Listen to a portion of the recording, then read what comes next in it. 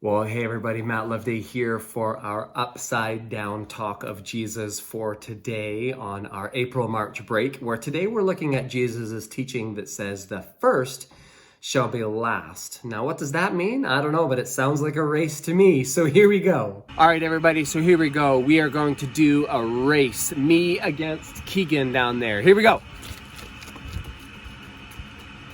On your mark, get set, go! I won! No, I won! No, I won! No, I totally won!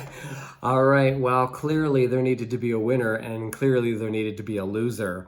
I wonder what it would be like to be a professional athlete. I think it would be one of the coolest jobs. Your whole job, though, would be to win. And there would be a lot of pressure. But I think it's better than a lot of other jobs. There's been a few jobs that I've had that I actually think are kind of not so nice. One time, I cleaned cowtails for the better part of a summer.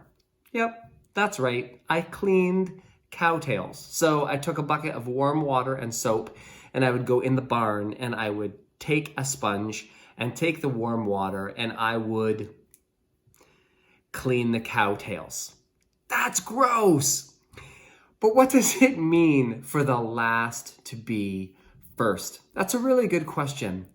Because Jesus often spoke in this way when he talked about serving other people.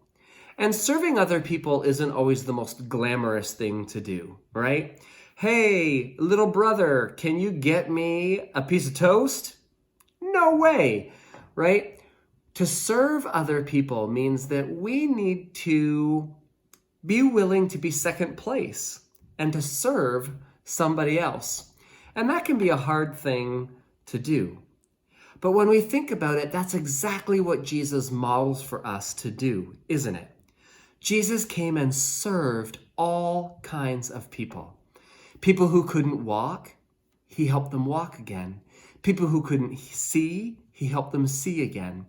People who were sick, he would touch them and make them well. There were so many ways in which Jesus served other people. And it always amazes me to think about that when I think about that Jesus is God in human flesh, that Jesus is number one. He is the biggest and the greatest and the best thing ever. And normally the biggest and the greatest and the best, well, those are the people who get served. But Jesus models for us something totally different. Let me tell you this story of Jesus and his disciples. It was on the Last Supper, the last meal they were going to share with each other before Jesus went to the cross to die for the sins of the world and then 3 days later raise again to new life. On that night when they shared supper together, Jesus did something truly amazing.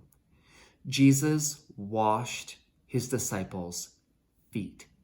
Just like I had to wash those cow tails, they would have been dirty.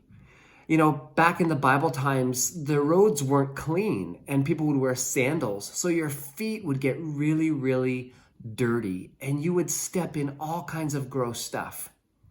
But Jesus washed the feet of his disciples. You might think that's a gross job, but that was an essential job. And Jesus did it for his disciples. He lived out this truth that if you are going to be first, if you're going to be the greatest, like Jesus, you have to be willing to be second place and to serve other people, even if it means washing their feet. Now, let me challenge you with this for today. How can you serve other people today? Maybe you don't serve them because they deserve to be served. Maybe you just do it because you're willing to not be number one. You're willing to be second place, and you're willing to serve.